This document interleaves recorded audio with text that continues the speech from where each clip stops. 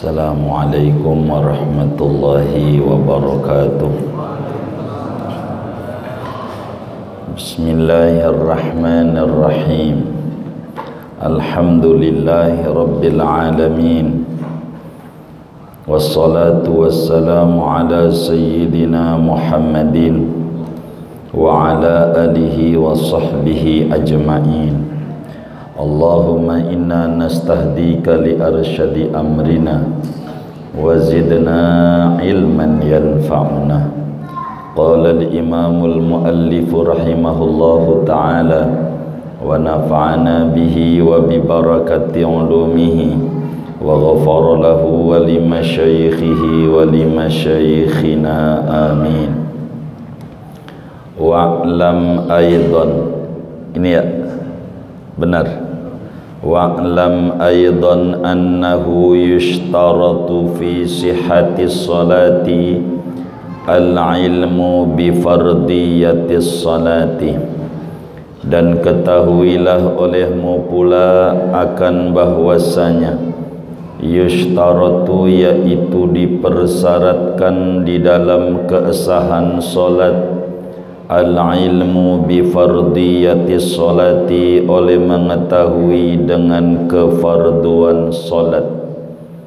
Falau jahila fardiyata aslis salati aw salatahu allati syara'a fiha lam tasihha, maka jikalau bodoh oleh seseorang tidak tahu ia akan kefarduan asalnya salat, atau tidak tahu akan solatnya dia yang ia memulai pada solat, maka tidak sah oleh solatnya. Kama fil majmu'i, sebagaimana dijelaskan di dalam kitab al-majmu' wa rawdati, dan kitab rawdatut talibin. Wa tamyizu furudiha min sunaniha, dan dipersyaratkan wa tamyizu furudiha, dan membedakan fardu-fardu salat, min sunaniha, daripada sunnah-sunnah salat. Na'am, akan tetapi in i'taqadal 'ami awil 'alimu 'alal awjahi. Apa terusannya? Apa? Al-kulla fardon sahhat. Akan tetapi jikalau meyakini oleh orang awam atau orang alim atas kaul mu'tamad akan keseluruhan salat itu akan wajib, sahhat, maka sah oleh salatnya. Au sunnatan, atau akan sunnah, fala, maka tidak sah solatnya. Wal ilmu bi kaifiyatiha, dan mengetahui dengan tata cara solat, al-ati bayanuha, yang akan datang oleh penjelasannya, qariban, padahal dekat sebentar lagi, insyaallahu ta'ala. Wallahu a'lam bissawab. Saudara-saudara sekalian yang mulia, kajian kita malam hari ini akan menutup pembahasan syarat-syarat as-sah salat. Perlu diketahui bahwa salat yang dikerjakan oleh kita itu di dalamnya ada syarat salat, di dalamnya ada rukun salat, di dalamnya ada sunnah ab'ad salat, di dalamnya ada sunnah hayat salat. Ada sunnah hayat. Kajian kita malam hari ini menyambung di awal-awal kajian. Di sana dijelaskan bahwa syarat solat itu ada 5. Di awal kajian kita dijelaskan syarat-syarat sah solat ada 5. yaitu suci dari hadas kecil dan hadas besar, suci dari najis, kemudian menutup aurat, kemudian mengetahui masuknya waktu salat, dan kelima menghadap kiblat. Saudara, 5 doang, tapi bukan 5 kata kiai kita ini.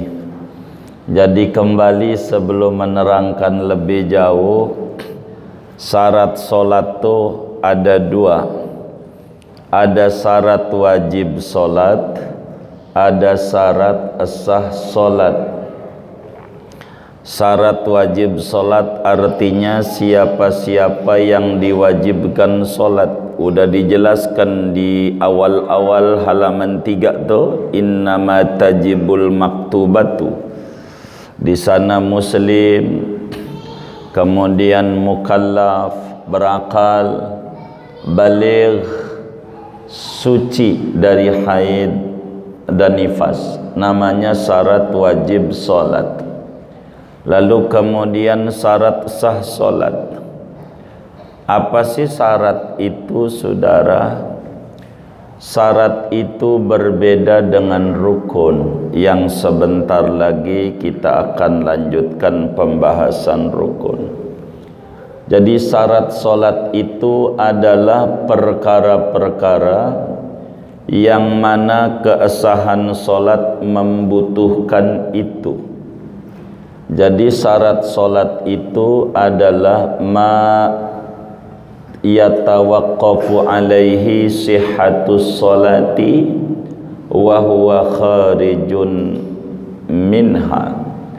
Syarat solat itu perkara yang dibutuhkan keasahan solat pada perkara tersebut, namun adanya di luar solat. Di luar solat itu namanya disebut syarat solat. Berbeda dengan rukun. Kalau rukun adalah perkara yang dibutuhkan untuk keasahan solat, tapi masuk bagian pada solat, namanya disebut rukun. Namanya disebut rukun. Syarat solat dan rukun solat dua-duanya urgen, sangat dibutuhkan untuk menuju keasahan solat. Bila mana solat itu syaratnya tidak ada, maka tentu solat itu tidak sah, tidak jadi. Demikian pula rukun.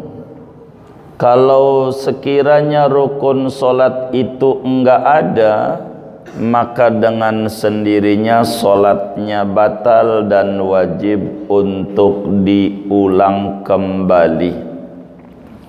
Yai kita malam hari ini menjelaskan wa'lam aidan annahu yushtaratu fi sihhatis salati al-ilmu bi fardiyatis salati.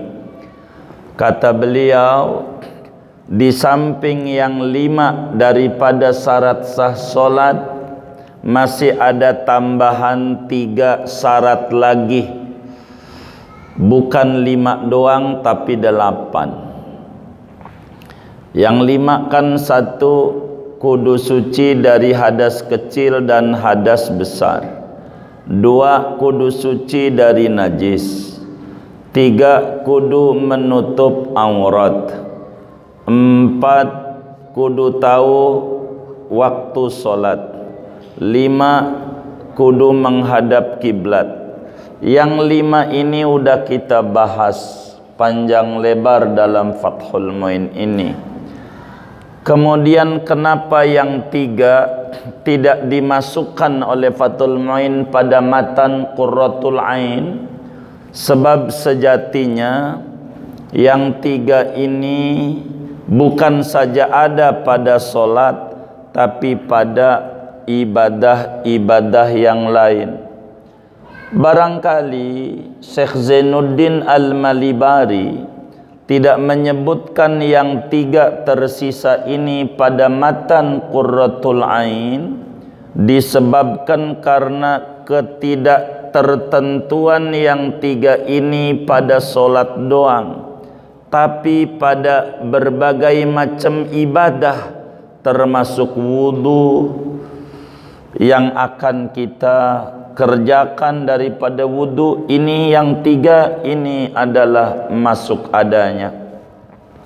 Bahkan ada ulama yang menyebut bukan 8 tapi 9 dengan memasukkan ijtinabul mubtilat, menjauhi hal yang membatalkan solat.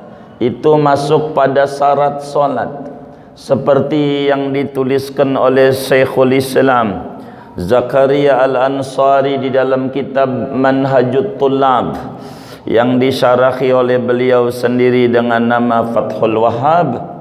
Itu di sana disebutkan adalah adamul mawani', tidak ada penghalang-penghalang untuk menuju kesahan solat, yakni ijtinabul mubtilat. Tandanya di dalam Fathul Wahhab dijelaskan kudu ninggalin, jangan sampai ngomong dan seterusnya daripada apa yang beliau di dalam terangkan dalam Fathul Wahhab itu. Tapi kitab kita 3 lagi syarat solat itu di luar yang 5 tadi. Mana tuh tambahannya? Yang ke-6 daripada syarat solat itu, atau yang 3 ini, 1, 2, 3. Kalau melanjutkan berarti ke-6, ke-7, ke-8. Yang ke-6, supaya solat kita sah, kita kudu tahu kefarduan solat. Kita kudu tahu kalau solat yang kita kerjakan itu adalah solat fardu. Kita kudu tahu kalau solat yang kita kerjakan itu adalah solat wajib. Sebab mimma ulima maji'uhu minad dini bid-darurah, daripada perkara yang datangnya dari agama ini dengan mudah, dia wajib tahu bahwa solat 5 waktu itu hukumnya wajib. Jadi yang ke-6, dia kudu tahu kalau solat 5 waktu ini hukumnya wajib. Sehingga bila ada orang solat tidak tahu kalau solat yang dikerjakan itu, di sini dijelaskan falau jahila fardiyata asli solati, namanya fatafri'iyah. Andai ada orang tidak tahu bahwa solat semisal dohor, asar, maghrib, isya, subuh ini adalah wajib, dia tidak tahu kalau ini solat ini wajib, pastikan solatnya tidak sah, tidak jadi. Kalau dia kagak tahu, nih Anda saudara apa hukumnya? Ya sunat, enggak jadi solatnya, sama dengan belum solat. Begitu dijelaskan oleh Imamun Nawawi, Yahya bin Syaraf An-Nawawi yang wafat tahun 676 Hijriah, di dalam kitab Al-Majmu' Syarah Al-Muhadzabnya. Begitu juga beliau jelaskan di dalam kitab Rawdatut Talibin, bahwa bila ada orang solat tidak tahu kalau solat yang dia kerjakan itu wajib, maka solatnya tidak jadi dan tidak sah. Maksudnya tidak sah nih, tidak jadi. Begitu juga orang yang meyakini bahwa solat yang dikerjakan 5 waktu itu sunat. Kalau tadi tidak tahu solat dohor hukumnya apa, dia kagak tahu, enggak sah solatnya. Bagaimana kalau dia meyakini tidak wajib, sama tidak sah. Jadi falawi taqoda anna salata allati syara'a fiha ghairu fardin lam tasih aidan. Kalau ada orang meyakini bahwa solat yang dia kerjakan itu kagak wajib, itu juga sama tidak sah. Atau dia ragu-ragu, dohor ini hukumnya apa? Ya kalau enggak wajib sunnah dah. Kira-kira ya antara itu dah. Ini enggak jadi solatnya, enggak jadi. Kenapa? Karena dia tidak tahu bahwa solat yang dikerjakan itu hukumnya wajib. Ini kenapa nomor 6 tidak dimasukkan pada paparan inti? Sebab yang nomor 6 ini sebetulnya bukan pada solat doang, pada wudhu juga sama. Jadi dalam wudhu kudu tahu kalau wudhu yang dikerjakan itu adalah wajib sebelum sholat. Kalau orang tidak tahu wudhu, apa hukumnya tuh wudhu yang dikerjakan? Apa ya? Enggak sah wudhunya. Atau dia meyakini wudhu yang dikerjakan tidak wajib, enggak sah wudhunya. Atau dia ragu-ragu apa wajib apa sunat, enggak sah wudhunya. Makanya tidak masuk pada urutan dengan penyebutan angka nomor 6, begitu enggak yai kita. Maka bahasa beliau sebagaimana disyaratkan yang 5 tadi, ada tambahan lagi 3 lagi. 1 dari tambahan itu kudu tahu solat yang dikerjakan adalah solat wajib, kudu tahu. Sehingga kalau dia nggak tahu solat yang dikerjakan itu adalah hukumnya wajib, solatnya nggak sah. Atau dia meyakini solat yang dikerjakan itu tidak wajib, yakni sunat, tidak sah. Atau ragu-ragu apa wajib apa sunnah, juga tidak sah, tidak sah solatnya. 2 atau 7. Kalau kita ngitung 1 2 di sono 7. Kalau ngitung tambahan 2. 7 di antara syarat solat, yakni syarat sah solat, kita watamyizu furudiha min sunaniha, kita kudu membedakan antara wajib solat dan sunnah solat. Jadi kita kudu mengetahui yang ketujuh tentang amaliyah solat, sehingga kita bisa membedakan yang ini namanya wajib solat, yang ini namanya sunnah solat. Kudu bisa. Sehingga bila mana ada orang sholat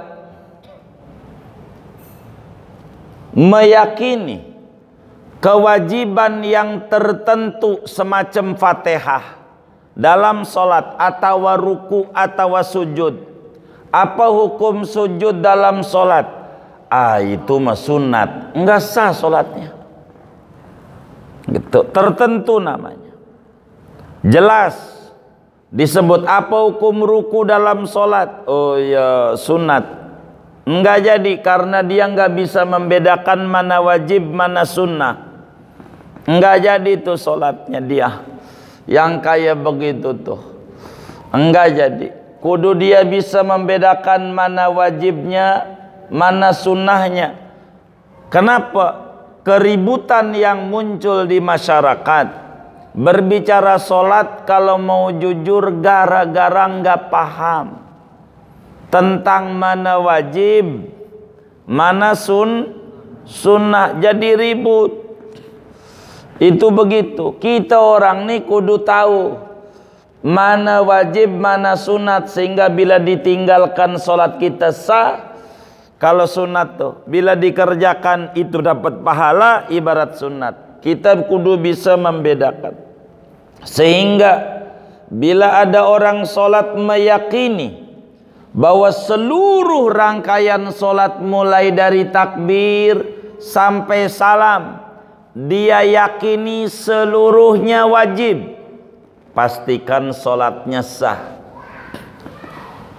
Kenapa? Walaupun enggak membedakan, walaupun karena yang sunat naik tinggi dia jadi wajib. Kalau orang punya pikiran seluruh rangkaian solat dari mulai takbir sampai salam dia meyakini seluruhnya wajib, maka pastikan solatnya sah. 2, bila kemudian ada orang solat meyakini dari mulai takbir sampai salam, pokoknya kalau enggak wajib sunnah, kalau enggak sunnah wajib, solatnya masih sah. Kalau orang begitu, ini apa ini hukumnya ini doa iftitah? Ya pokoknya kalau enggak wajib sunnah dah. Apa ini hukumnya ini baca Fatihah? Pokoknya kalau enggak wajib sunnah. Jadi milih yang mana? Pokoknya antara itu dah.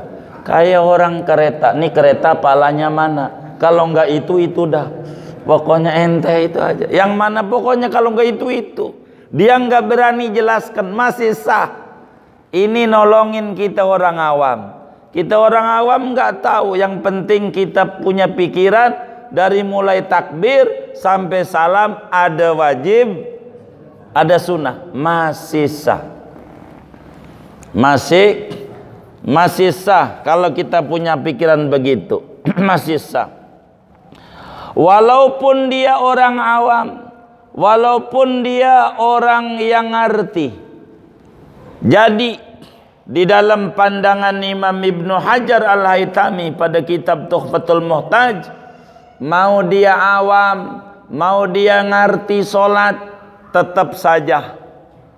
Apa itu? Kalau orang tuh punya keyakinan seluruh rangkaian solat dia yakini wajib, maka solatnya sah. Atau dia punya keyakinan dari seluruh rangkaian solat itu ada wajib, ada sunnah, itu juga sah.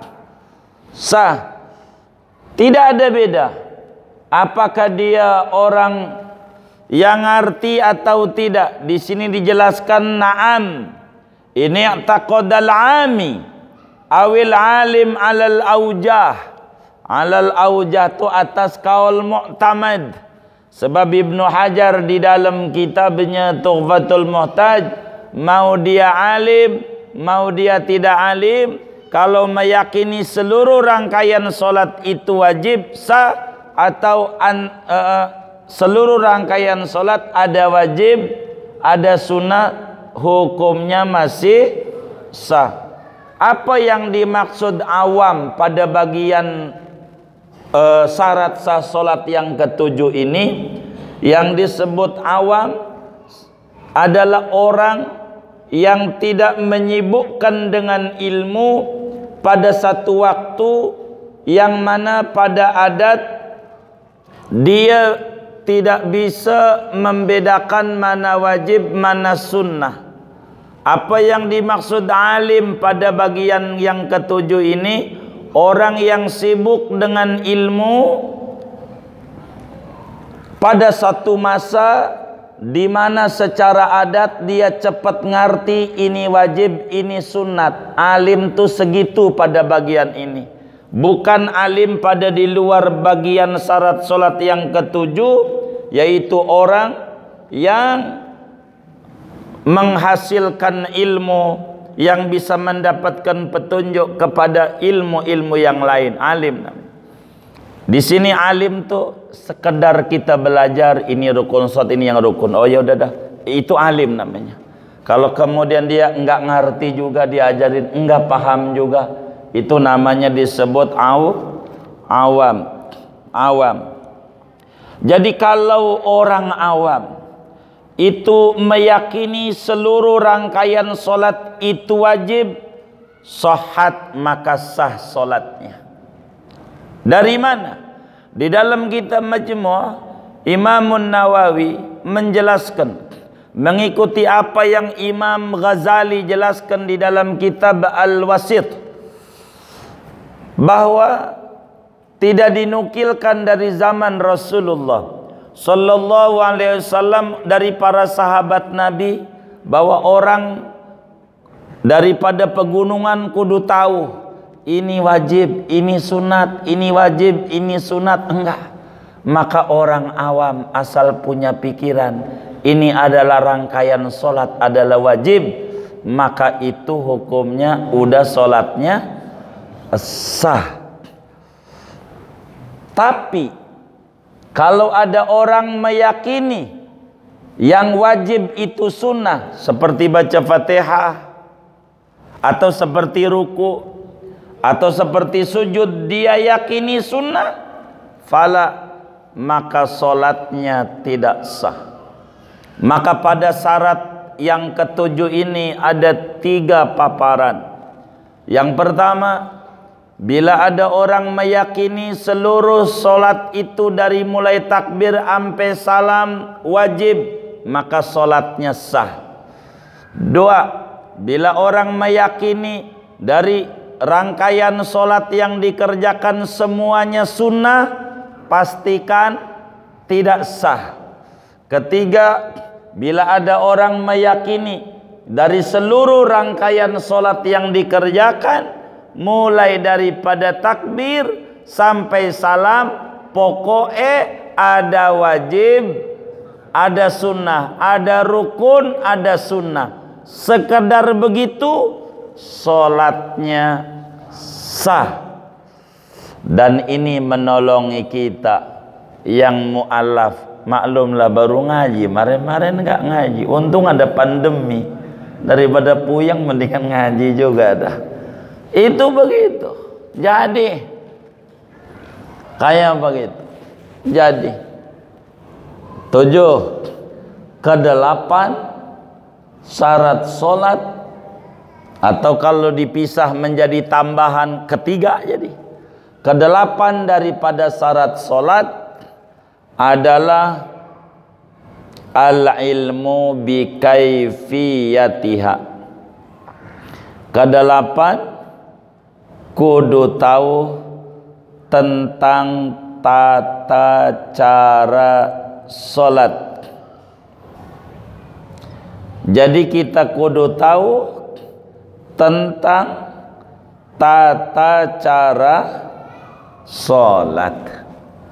Kata para ulama, sebagaimana dijelaskan di dalam kitab Syarah Sittin oleh Al-Imam Ahmad bin Hamzah Ar-Ramli, daripada mensarai kitab Syekh Ahmad Az-Zahid,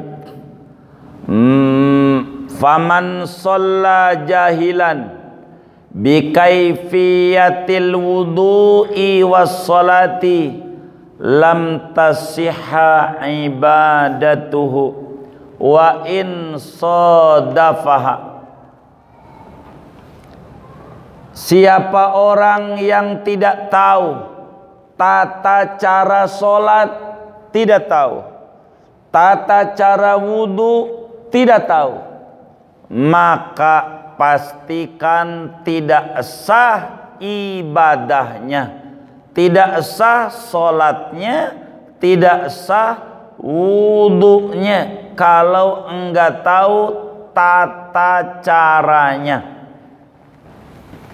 Kalau enggak tahu tata caranya wudu, maka tidak sah wudunya, sekalipun nampak benar lahirnya. Dari mulailah dia kumur-kumur ini, benarnya bukan karena belajar, karena kebenaran, kebetulan. Ada orang sholat, dia tidak tahu tata cara sholat, enggak tahu, maka orang itu sholatnya tidak sah sekalipun berbetulan secara bungkusnya, nampaknya nungging-nungging, tapi enggak tahu tata caranya. Emang ini kudu ruku dulu apa kudu sujud dulu, dia kagak tahu. Begitu. maka orang itu salatnya tidak sah. Karena apa? Karena muslim itu diwajibkan untuk menuntut ilmu, untuk supaya dia ibadahnya rapi. Ini yang paling pokok. Ada seorang ilmuwan besar, cendekiawan muslim, terkenal di kita punya negeri, Allah yarham, namanya Pak Habibie, saudara. Itu Pak Habibie. Pak Habibie hebat. Dia wakil presiden, jadi presiden juga, tukang buat kapal. Tapi ketika ditanya, apa yang kau banggakan? Tidak ada sesuatu pun yang aku banggakan kecuali aku sebagai muslim. Aku pengen titelku muslim, bukan sebagai teknokrat, bukan cendekiawan, bukan presiden, bukan wakil presiden. Dikubur nggak ditanya ente presiden apa bukan, ente bisa bikin kapal apa kagak, tapi bakal ditanya siapa saudaramu. Jadi muslim kudu ngaji, kudu tahu tata cara ibadah. Kalau nggak tahu nanti repot. Kalau nggak tahu ibadah, ngaji dulu Pak, ngaji dulu Pak. Jadi kita kudu tahu tata cara ibadah. Kalau nggak tahu kita repot, maka kita kudu belajar. Orang dulu belajar perukunan, kita belajar yang kecil-kecil ini dulu sebagai pokok supaya ibadah kita benar. Jangan ibadah kita asal-asalan. Begitu. Ibadah kita asal-asalan. Maka kita kudu tahu tata cara ibadah. Kalau nggak tahu, bisa jadi diri aja ngejar-ngejar kaki orang. Kaki orang udah geli ditarik didorong juga. Ini gara-gara nggak tahu dia, nggak tahu. Gara-gara nggak tahu, belajar yang benar. Begitu, belajar yang benar. Udah kita tarik masih dorong, kita bilang nih kaki saya eksim nih, baru dia dijauhin. Ngeri ketularan juga. Begitu, begitu. Akhirnya muncul corona, bingung karena berjarak 1,5 meter. Ini yoga apa baris ini? Dia bingung nyari kakinya ini. Dia bingung. Nah ini ya kita harus belajar. Yang ke-8, wal ilmu bi kaifiyatis sholati. Kita kudu tahu tentang tata cara ibadah ini. Betapa Rasulullah Sallallahu alaihi wasallam menyatakan dalam hadis yang sahih, sallu kama ra'aitumuni usalli. Anda salat seperti yang Anda lihat. Anda kudu salat kayak anak. Tuh, betapa pentingnya tata cara salat ini agar supaya kita tidak ke sana dan kita tidak kemari. Rapih dalam kita ibadah ini, karena berdiri dalam ibadah berdasarkan keilmuan yang jelas, hasil daripada bertalaki kepada guru, guru yang bersambung kepada guru, yang bersambung kepada guru, sampailah kepada Habibuna Muhammad sallallahu alaihi wa alihi wasallam, yang kata kiai kita, al-ati bayanuha, insyaallah sebentar lagi akan datang penjabaran tentang tata cara sholat, dari mulai rukun-rukun yang pertama dan seterusnya. Tidak lama lagi akan dijelaskan tentang aturan-aturan daripada sholat. Insyaallah ta'ala. Mudah-mudahan Allah beri kita panjang umur, sehat walafiat, sehingga kita terus mempelajari ibadah yang paling tinggi, ibadah yaitu sholat ini. Sesudah kita mempelajari syarat-syarat wajib sholat sudah selesai, lalu kedua syarat-syarat sah sholat sudah selesai, yang ketiga kita akan mempelajari rukun sholat. Tapi pada pertemuan mendatang saja, insyaallah kita bedahnya. Saya mau tutup segini aja. Ada yang ditanya mungkin dari materi ini atau di luarnya sebelum doa, dipersilahkan. Wallahu a'lam.